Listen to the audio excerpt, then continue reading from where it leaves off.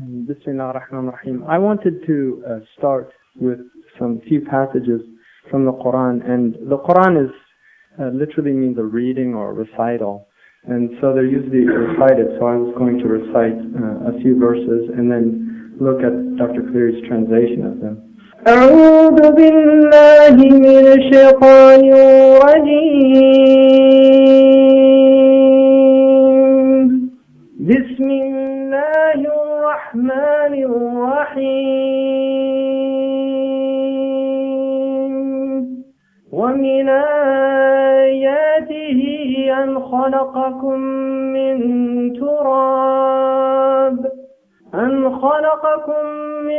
تراب ثم إذا أنتم بشر تنتشرون ومن آياته أن خلق لكم من أنفسكم أزواجا لتسكنوا إليها وجعل بينكم مودة ورحمة إن في ذلك لآيات لقوم يتفكرون ومن آياته خلق السماوات والأرض واختلاف ألسنتكم وألوانكم إن في ذلك لآيات للعالمين آمنت بالله صدق الله مولانا العظيم. These were rendered in English by Dr. Cleary. And among the signs of God is creating you all from dust. And there you are, humankind, propagating wisely. And among the signs of God is having created for you mates from yourselves, that you may feel at home with them. And God put love and kindness among you. Surely in that is a sign for a reflective people. And among the signs of God is the creation of the heavens and the earth, and the diversity of your languages and your complexions. Surely in that is a sign for the knowing. The Qur'an itself is called a book of signs, and in fact the word that is used for verses in Arabic literally means signs. And what the Qur'an essentially is telling us is that creation is signs, that the whole of existence really is signs, and that the Qur'an itself is signs for people to, in a sense, decode the signs outside of themselves. And what the importance of that is that we tend to forget about signs, and we tend to, most people go through life really not reflecting on the signs. The Qur'an talks about signs in yourself and in the horizon. And another unfortunate matter, and a good example from this passage in the Qur'an, is it says, from your tongue and your complexions, that these in themselves are signs of God. And what people tend to do is misread those signs and say, for instance, because a person is white, they see that as a sign that they're superior to somebody that is black, for instance. And so the result is that signs become when they're misunderstood, have tragic consequences. The Qur'an itself reminds us in the chapter called The Merciful that God created man, or humankind, and taught them speech. And this teaching of speech really is bayan, which is articulation or a way of articulating the signs. And this is the gift of language, it is a way of articulating reality. And I think the importance of this book, in my mind, and Dr. Cleary's translation in particular, for Western people, is that we're living in a time where people would like to see confrontation. There are a lot of people that have vested interest in confrontation. To give a recent example, in an article put out by the Foreign Policy Journal, which is the journal of the Council on Foreign Relations, there was an article there that described the world as being divided into three sections: the Confucian, the Islamic, and the Christian or the Western. And this man saw the confrontations of the future would be between these different blocks. And unfortunately, if things continue as they're going, that scenario is not that unlikely. But what I think Dr. Cleary is trying to do is give us tools, right, to break down some of those barriers. And that's why I think his work is so extremely important. In fact, I really personally believe that it's some of the most important work going on, period. Because if that scenario is true, then we need to learn about the people of the East as opposed to seeing them as enemies, seeing them as people that they are signs themselves. And also the Islamic people, as opposed to seeing them as enemies, seeing that they are signs of God as well.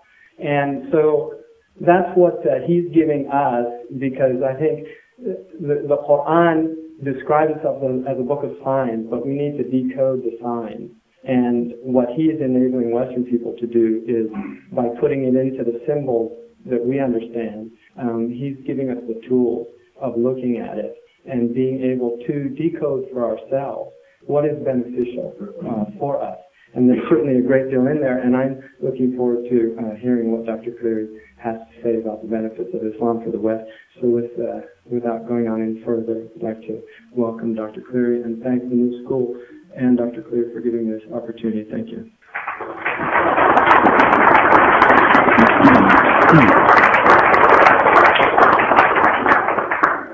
Good evening. Are we on okay? I think it's interesting that Imam Hamza and I picked out some of the same passages to read tonight, without prior discussion, I might add. Now the question, can the West learn from Islam? Well, I think it's pertinent to point out that the West has learned from Islam already. Let me read a brief passage from an article which I think summarizes this quite well. Interestingly, this article is from a magazine devoted to economic issues, entitled, the magazine is called Futures. It's published in the United Kingdom.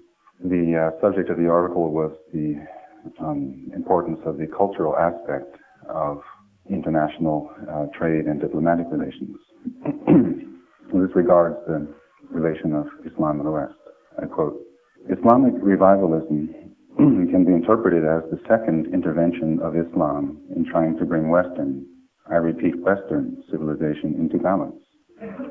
When Europe of the Middle Ages, preoccupied with a religious supremacy which even ruled over reason and science, it was Islam which reintroduced Greek rationalism and science into Europe.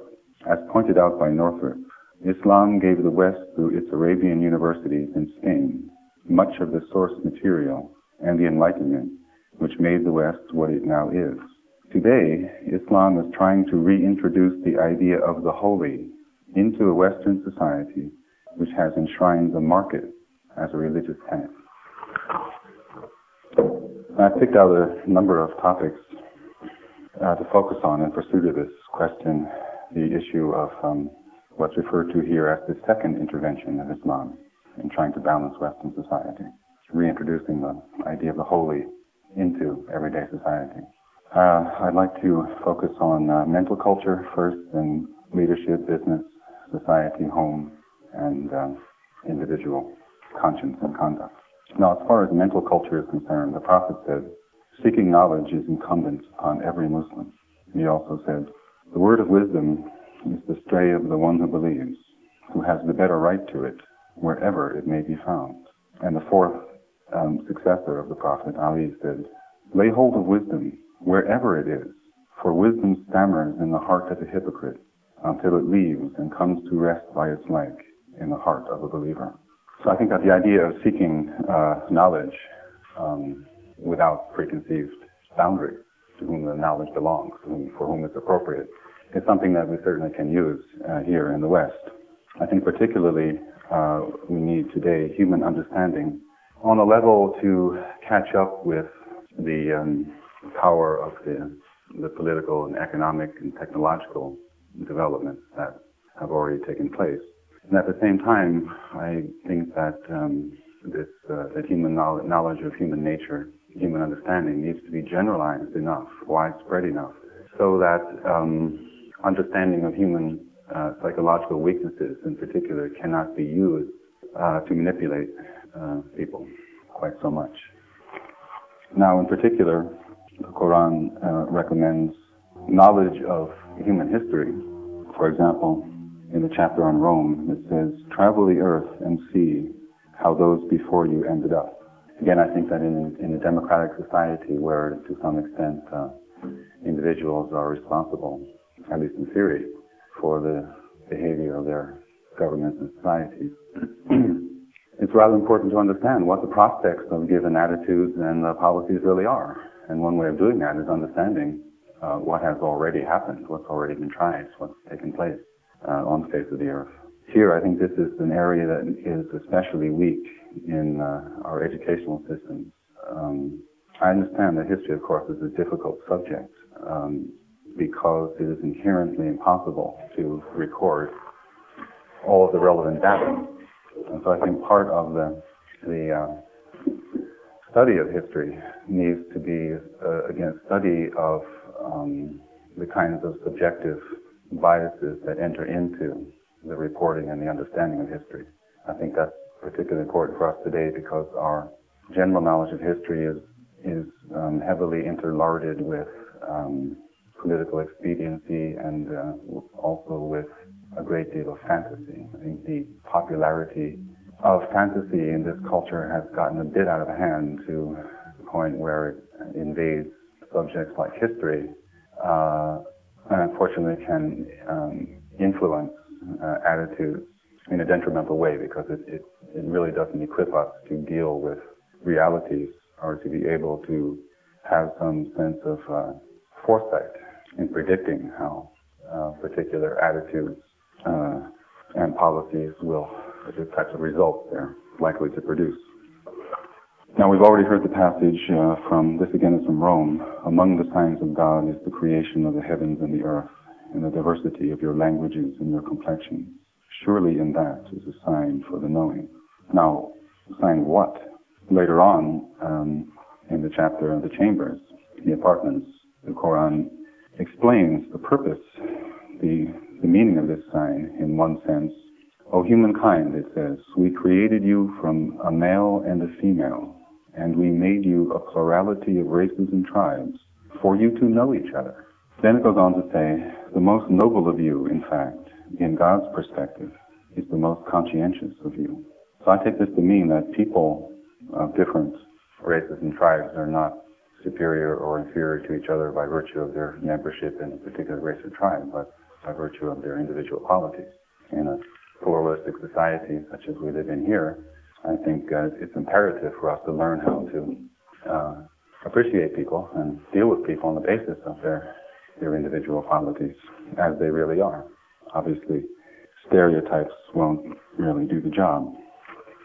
Now, let me give an example of why I think this need is so very critical here in America at this time, not only for the internal peace and harmony of this society, but for the peaceful coexistence of this society with other societies on the face of the earth. Now, the Prophet also is reported to have said, "Seek knowledge even as far as China." Now, for the moment, I'll take that literally and quote a recent statement by a scholar, a university professor, on the subject of Chinese thinking, perception, and cognition. Now, I would like to point out that this was written in 1993, which is approximately 218 years after the initiation of commercial relationships between the United States and China. I don't know how well known that fact is, but the first ships from America sailed for China the year after the Revolution. That was one reason why the northeastern merchants wanted to be free from England. Anyway, so here's what we've learned, and here's what our professors are saying after 200 years of acquaintance. And I quote, "There seems to be little concern," this is about Chinese thinking, "there seems to be little concern to recover an intelligible pattern from what seriously threatens to remain formless and meaningless." Jorge Luis Borges captures this Western perception in his well-known citation of, quote, "a certain Chinese encyclopedia," unquote. in which the category animals is divided into 1, belonging to the emperor, 2, embalmed, 3, tame, 4, suckling pigs, 5, sirens, 6, fabulous, 7, stray dogs, 8, included in the present classification, 9, frenzied, 10, innumerable, 11, drawn with a very fine camel hair brush, 12, etc., 13, having just broken the water pitcher, and 14, that from a long way off look like flies. Now the distinguished scholar continues, summing up this vast body of evidence. From the perspective of the more rationalistic Western point of view, the penalty the Chinese must pay for the absence of that underlying metaphysical infrastructure necessary to guarantee a single ordered universe is what we take to be intelligibility and predictability. Now then, can you imagine what international trade and diplomacy could be like based on this type of idea? Now, this individual is not only a professor, he's director of the Center for Chinese Studies at a certain university over whose name I will draw the curtain of charity. Described, I might add, as one of the leading interpreters of Chinese philosophy in America today. This book is described in these terms. The author's understanding of the philosophical and cultural background make this the most profoundly erudite and intellectually stimulating translation and analysis of the great Chinese military classic. Well, first of all, what interests me is that this individual doesn't even understand the writing of this Brazilian Jorge Luis Borges, who just died a few years ago, contemporary writer, Westerner. He was a surrealist, and he liked to point out that there are many different ways of looking at reality. And this is exactly what he's talking about in this passage from this mythological, there's no such Chinese encyclopedia, for heaven's sake. You know, it's supposed to be a scholar. And I noticed he didn't put a footnote on this, where you can find this encyclopedia. Anyway, so first of all, he doesn't understand the forefront of his own civilization. And, the idea that the Chinese have sacrificed intelligibility and predictability, I mean, please, how can you have a language without intelligibility or predictability? I mean, language is a vehicle of intelligibility and predictability. It means that people have one of the most sophisticated written languages in the world. Well, let me just conclude this disgraceful chapter with an actual quote from a genuine Chinese proverb that illustrates, I think, both the nature of this type of scholarship and the danger in society of projecting this type of material as though it were anything serious or real.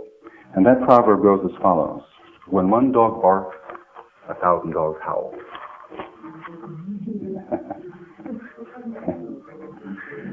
Of course, no conception of predictability in there. All right, let me turn to leadership. Obviously,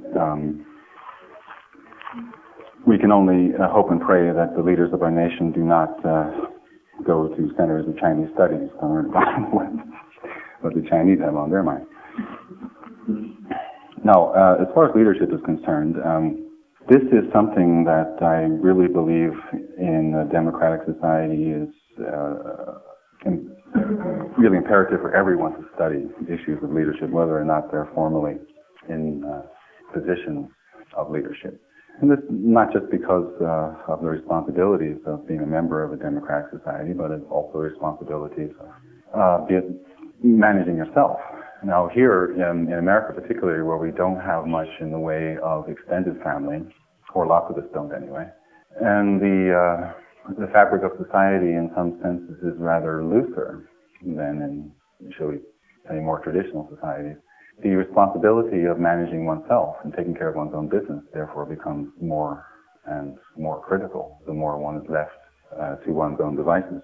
Let me begin by quoting again Ali, the fourth successor of the Prophet, who said, "Whoever sets himself up as a leader of other people should start educating himself before educating others, and let him teach by his conduct before teaching by his tongue. And the education and refinement of oneself is more worthy of respect than the education and culture of other people. And in the Qur'an we have actually many examples of recommendations for behavior that could be referred to requisites of leadership. An example is in the chapter in Luqman. Adopt a middle course in your walk and lower your voice, for the worst of sounds is the braying of an ass. We should always keep that in mind around election time. A flash on the television. These guys get up there giving their speeches. Now I've singled out a number of things of the Prophet which I think are relevant to dealing with the requirements of leadership in terms of sincerity, truthfulness, modesty, fairness, and justice. The Prophet said, anyone whom God has placed in charge of the citizenry, but who does not take care of them sincerely, will not even get a cent of paradise. The Prophet also said, God forbids paradise to any ruler of a Muslim citizenry who dies while he is deceiving them. And one of the most interesting things, we do not assign authority to one who asks for it, or to one who covets it. Can you imagine what elections would be like under those conditions? Have to catch the ones who are running away fast. But I think it is a very cogent point, the idea that public service should be public service, not for the privileges and perks that the individuals who are in those positions may gain. And I think among the citizenry of this country, there is really a great cry for this kind of authentic morality among the politicians and the leaders. And here's another example, I think, in which there is a great public outcry for this type of fairness.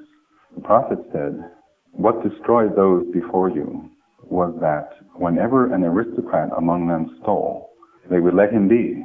But when one of the powerless among them stole, they would inflict the legal punishment on him. I think that's worth thinking about. Now, here, if you steal enough, they give you a professorship. Teach other people how to do it, without getting caught.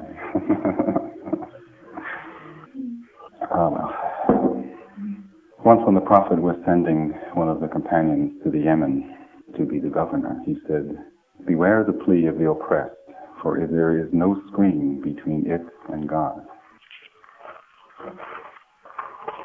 Now let me turn to business matters. I think in the passage from the Futures magazine I quoted at the outset, I think the point about the West having enshrined the market as a religious tenet is well taken. And I think that is a legitimate criticism in that it leaves out too much of the whole human being in order to be a satisfactory guide, a standard for what a human life should be. Let me begin by quoting the Qur'an from the chapter Women. Do not consume your wealth among yourselves in vain, but may there be trade out of mutual consent among you. Here I think the expression mutual consent is important to remember. Now there's quite a bit in the sayings of the Prophet about business ethics. I think this is a fascinating subject. I've just got a couple here which illustrates fundamental principles, one of which is the idea of generosity, charity. The Prophet said, may God be merciful towards someone who is generous in buying, in selling, and in demanding payment. The Prophet also said, there was a man who lent money to people. He used to say to his servants, when you give to someone who is poor, be forgiving, that God may be forgiving to us. And that man met God, and God pardoned him. Now we come to some more technical things, which has to do with the actual structure of an economy. Let me quote the Qur'an on this one first. Whatever you give from excess profit, that it may grow even more, invested in people's wealth, does not increase with God. But what you give in charity, seeking the presence and favor of God, is what will be compounded. Whatever you give from excess profit, that it may grow even more, invested in people's wealth, does not increase with God. Now, you ever wonder why on the news, when they tell you they're going to make a report on the economy, they tell you what the Dow Jones average is today? Like that's the state of affairs. That money is not in the economy, actually, if you think about it. Some years ago, there was a controversial book, partially translated here in America, called The Japan That Can Say No. And one of the authors was the chairman of the Sony Corporation. And this was his criticism, one of his main criticisms of American business, that money was regarded as a means of making money and not as a means of fostering production. Now the Prophet forbade people to resell foodstuffs they had purchased unless and until they had received full measure and had paid the price in full. Now I take this to mean something similar, that arbitrage and speculation are not really honorable ways of making money and are not really good for the whole body of the economy. I think we've already had the proof of that. This is one reason why I find these ancient injunctions so interesting. Now here are some general statements about business ethics.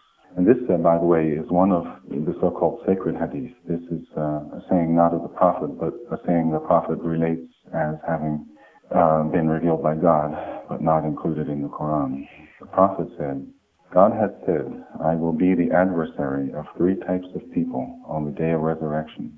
Those who offer in my name, but then betray their promise. Those who sell a free individual and consume the price obtained. And those who hire workers and have work done, but do not give them their wages. So let me turn to some general things having to do with society. Here again, I think these are areas where the need that we have here is quite obvious from our everyday experience of what we see and hear. We read some definitions of righteousness from the Qur'an. In the chapter on the cow, it defines the righteous in these terms. Those who donate goods and money in spite of their love for it, to relatives and orphans, and to the poor and the wayfarer, and to the needy, and for freeing slaves. And it continues. And those who fulfill their promises when they make them, and who are patient in suffering, adversity, and hard times. They are the truthful ones, and they are the conscientious. And also it says, do not nullify your charities by reminders of your generosity, or by abusive behavior, as do those who spend their wealth to be seen by the people. I think that's a particularly pertinent passage. The idea that charitable deeds, whether individual or collective, shouldn't be just for show. They should be effective. This is why I think that in rebuilding a society that's fraying, it's really critical to build it from its real membership, which is the people, rather than to imagine that all we need to do is articulate programs and pass legislation. The family of Imran also has a good definition of the conscientious. They are those who are generous in good times and bad, and who withhold anger, and who pardon people. In the chapter on women it says, be good to your parents and relatives, and to orphans and paupers, and to neighbors close by, and neighbors remote, and to the companion at your side, and to the traveler, and to your ward. Now there's a great deal of mention of charity in Islam. I find it quite edifying that statements of the Prophet about charity include both self-support and giving to others at the most basic level of individual economic independence. The Prophet said, charity is incumbent upon every Muslim. People asked him, O Prophet of God, what about one who has nothing to give? The Prophet said, then one works with one's hands to support oneself and to give to others. They asked, and if one cannot find work? The Prophet said, then one should be good and refrain from evil, for that, in fact, is charity for the one who does so. Now, that's not all so hard. Once again, I do think that perhaps the most edifying thing about this attitude is the idea that whatever that you're doing, even if it's working for your own support, already charity for others is involved as part of your task. And I think this is a natural recognition of the basic the social nature of the human being. And the basic attitude reflecting this recognition is illustrated in this saying of the Prophet, none of you is a believer until you like for others what you like for yourself. Now, of course, when we think about that, we need to think about what we like for ourselves. and whether that is really something worthwhile. One thing in particular, I think, on the subject of Western society and the possibility of learning from Islam, we might focus our attention on this, well, I might now call it a market niche almost, entitled Men's Spirituality. I guess it's from a catalog that just came the other day, quite felicitously. And let me just read a couple of the descriptions of the books under the subject of men's spirituality, which I think will underscore the need for, or the possible use of some of the Islamic teachings on living in society. Here's one about, this is the subtitles, Reflections on Becoming a Man. And it says, the author wrote these essays because, quote, it is increasingly hard to grow up male in America. There are no rites of passage. Fathers are at a loss of words when discussing what it means to be a man.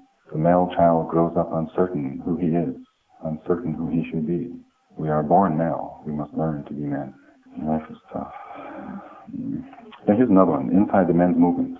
This book takes you behind the scenes of one of the most important and least understood phenomena of recent times. What is driving men in ever-increasing numbers into the woods to beat drums and share grief that they can't articulate in their everyday lives? What are men discovering that keeps them coming back to support groups week after week? Now, I don't know myself. I don't go to these things, so I can't answer this. What are they discovering? But I do think that there is some relevant teaching in the Qur'an about this. And I quote, there is no good in most of their private conferences, except those who enjoin charity or justice or reconciliation among people. Now, the Prophet said, one who looks after the widowed and the poor is like the warrior who struggles in the way of God, or like one who prays all night and fasts all day. So what I would like to ask is, while those guys are out in the woods beating the drums, what about the widows? Are they out there discussing what they can do about the widows and the poor? I certainly hope so. I also hope there are no weekend workshop widows. You know, there's lots of kinds of widows in this civilization. And we even talk about football widows and baseball widows, things like that. I think we will find the abject failure of movement, social movements, whose real aim should be reconciliation among people, reintegration. I think we will find them to be abject failures if they do actually create a new type of widowhood, shall we say. So, fellows, if you want to be a man, it's not that there is no advice.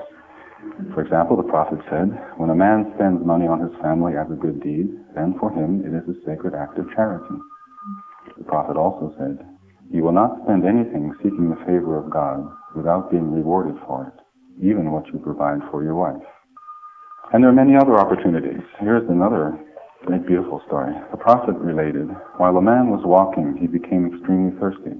So he went down into a well and drank from it. Then he came out, only to find a panting dog eating moist earth in its thirst. The man said, the same thing has happened to this creature as has happened to me. So he filled his shoe, climbed out holding it in his teeth, and thus gave the dog water to drink. Then God thanked the man and forgave him. People asked, O messenger of God, are we rewarded for our treatment of animals? The Prophet said, there is a reward for your treatment of every living thing. Now here is a nice saying which gives something of a foretaste of what that reward is. The Prophet said, God rendered mercy into 100 parts, keeping 99 parts and sending one part down to earth. By virtue of that one portion, creatures are merciful to one another, such that even the mare lifts her hooves away from her foal, fearing she may step on it. The Prophet also said, whoever is not merciful will not be shown mercy. So one thing one can do while exercising one's affinity with that one portion of mercy on earth is cast one's mind up to that the 99 that were held back up in heaven. It sure beats drumming. Now, let's go to the home and family. Briefly, I will just touch upon the, shall we say, the center of this unit, the husband-wife relationship. In the chapter on Rome it says, "And among the signs of God is having created for you mates from yourselves, that you may feel at home with them, and God put love and kindness between you. Surely, and that is a sign for a reflective people." And in the chapter on women it says, "Be reverent toward God, by whom you ask of each other, and be reverent toward relationships, for God is watching over you." Now I'd like to read a passage from a writing of a distinguished Spanish Muslim of the 13th century, discussing the inner dimension of the relationship between a man and a woman in the context of explaining the saying of the Prophet, "Three things in this world have been made dear to me: women, perfume, and prayer, wherein is reposed the coolness of my eyes." Now the author says, explaining this statement about women, "When man contemplates God in woman, his contemplation rests on that which is passive. If he contemplates God in himself, he contemplates God in that which is active. And when he contemplates God alone, without the presence of any form at all issued therefrom, his contemplation corresponds to a state of passivity in regard to God, without intermediary. Consequently, his contemplation of God in woman is most perfect, for it is then God as at once active and passive that he contemplates, whereas in the purely interior contemplation, he contemplates God only in a passive way. So the Prophet, benediction and peace be upon him, was to love women because of the perfect contemplation of God in them. One would never be able to contemplate God directly in the absence of all support, for God's absolute essence is independent of worlds. But as divine reality is inaccessible in respect to absolute essence, and there is contemplation only in a substance, the contemplation of God in women is the most intense and the most perfect, and the union that is most intense is the conjugal act. He who loves women in this manner loves them by divine love, but he who loves them only by natural attraction deprives himself of the inherent knowledge of this contemplation." Well, I realize it might take a while to develop this type of mindfulness in the manhood of our nation, but do we really have a choice? Once again, can we really legislate away the kinds of abominations that men practice against women here? Apparently not. We do have laws. I think what we need is a change in heart, the way that people approach all of the relations, but particularly, especially, relation with one's mate, the most intimate relation in the world. Now, of course, that's rather lofty. Let me come down to a level we can perhaps understand more immediately. Someone asked the widow of the Prophet what the Prophet used to do at home. She said, "He used to remain occupied working for his family. Then he would go out when he heard the call to prayer."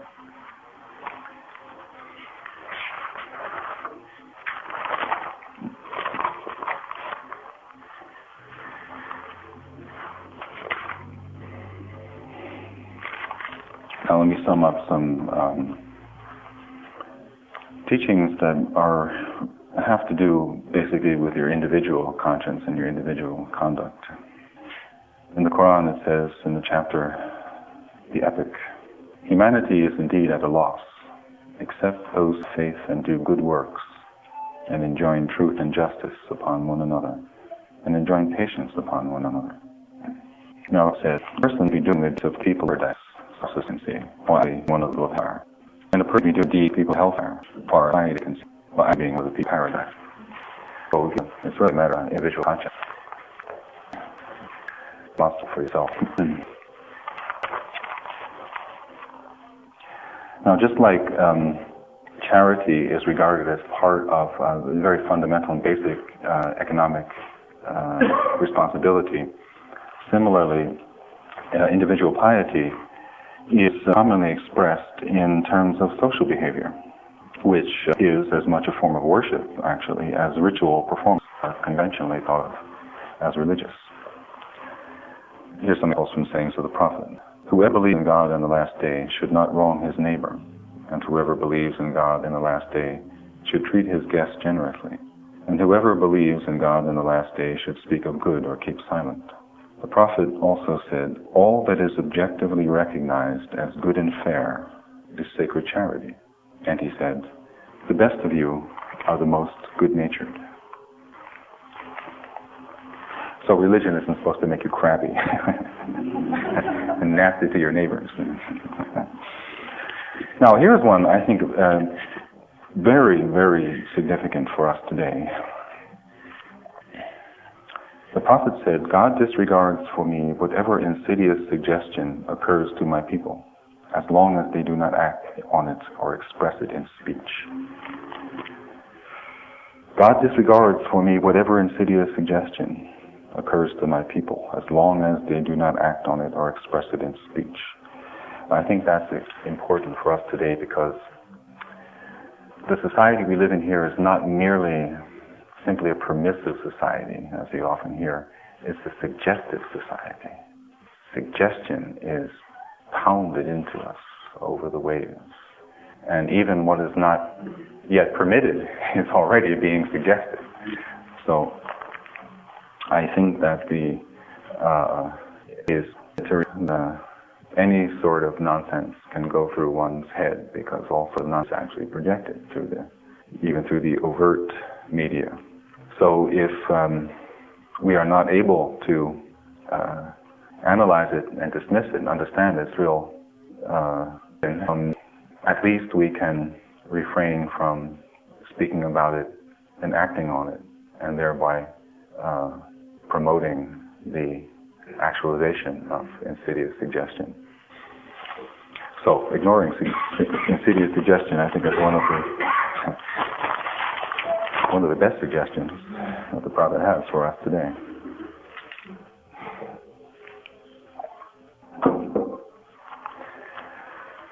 Well, let me just conclude with a few general remarks. This has to do with the place of religion in everyday life and the melding of religion in everyday life. Again, going back to the first statement I read about the idea of reintroducing the sense of the holy. Now, in the Qur'an it says, there is to be no compulsion in religion. There is to be no compulsion in religion. I realize that this is not the image of Islam that is commonly projected in the West. I think that one reason for this is because religion in general, not just Islam, but religion in general here is often associated with compulsion and compulsiveness. Partly, I think this might have to do with the history of this country, and the reason why lots of the people who originally came here had to do with religious persecution, which unfortunately continued once they got onto these shores. But I think that fanaticism and compulsiveness in religion, as in anything actually, tends to alienate the individual from other people, and of course the group from the larger body society, and even to alienate the individual from his own real nature, I believe. So it says in the Quran, do excess in your religion. The Prophet said to his companion Abdullah, have I not been informed that you fast all day and stand in prayer all night? Abdullah replied, yes, O Messenger of God. The Prophet said, don't do that. Fast, then eat and drink. Stand in prayer, then sleep. For your body has a right over you, and your wife has a right over you, and your guest has a right over you. And I can't think of any better way to end than by quoting from the ending of the the second chapter of the Qur'an, which again illustrates, I think, this attitude that religion is supposed to uplift us, not intimidate us and terrorize us. The Qur'an says, God does not compel a soul to do what is beyond its capacity. It gets what it has earned and is responsible for what it deserves. Our Lord, please do not punish us if we forget or we err. And please, our Lord, do not place on us a burden like that you put on those before us. And please, our Lord, do not make us carry that for which we lack the strength.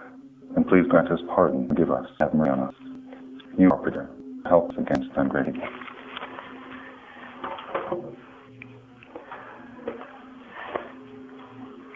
Now, if from the audience, this will be the time to bring them up. Please come to the mic, if you will.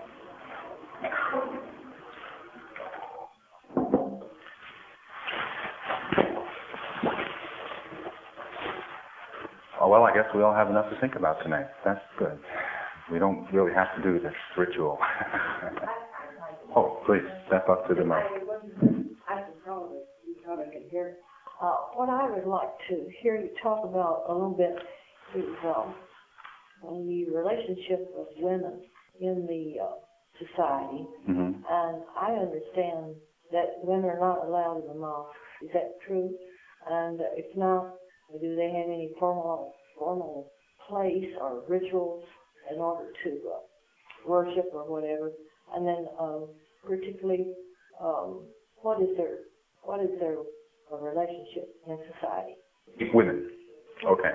Well, first I can quote the Prophet saying, if your wife wants to go to the mosque, don't prevent her. So if any wives are prevented from going to the mosque, that's on their husbands have to answer the Prophet for that. And it is on record also the Prophet did set aside a time, special time for the women to talk with him. I didn't talk a lot about the issue of women in society per se for a couple of reasons. It's one of those it's one of the areas that is clouded with lots of prejudice in Western society. And some of these prejudices are actually quite ugly. One thing is that if I do speak about the women and boys go to say, well, you're a man, you say, society evolution evolves everywhere. I guess rather than to overrely on this, it isn't on. It's about putting souls and women being pursue each other. It also says in the words of God, I certainly do not overlook the work of any worker among you, male or female. This seems to suggest the right of women to work in society, for example.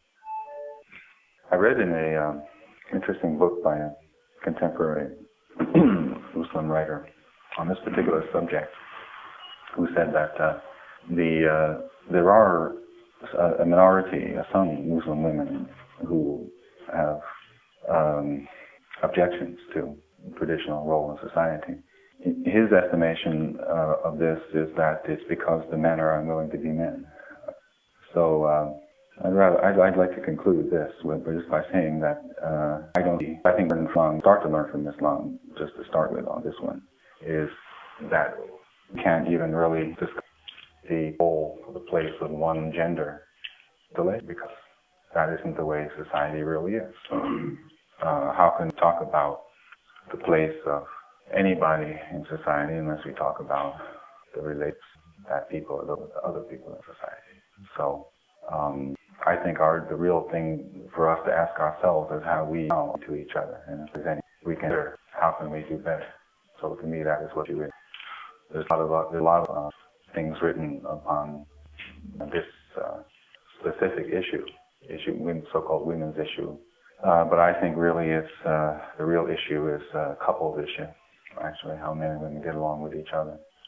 Outside of that, I don't see where there is any discussion, frankly speaking, of the place of men and women in society. Well, sorry about that. I know that was not terribly... What? Was that rough? Was that too rough? Was that too harsh? Anyone else have any questions? Yeah. Actually, the question I had was, oh, okay. Well, we're shouting. You talk about the historical interpretation of jihad, and then maybe what the practical value of it is within Islamic spirituality, and maybe how we could apply that here and understanding Islam better. Okay. Okay, jihad means struggle. Okay, struggle. Now this actually brings up an interesting answer to the former question. For women, that's actually saying, for women, jihad is taking care of her husband.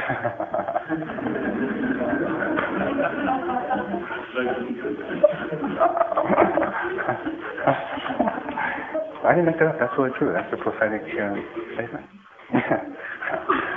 No, I think there's quite a lot to that statement. Let's think about that a little bit. But I won't go further tonight. I'll let you all meditate on that one. Yeah, one of my favorite sayings of the Prophet on this subject is, we've returned from the lesser struggle to the greatest struggle. And the lesser struggle is the struggle against enemies of truth. You know, when overt attempts to destroy innocence and truthfulness, struggling against that is jihad. That's the lesser struggle. The greatest struggle is struggling against one's own egotism.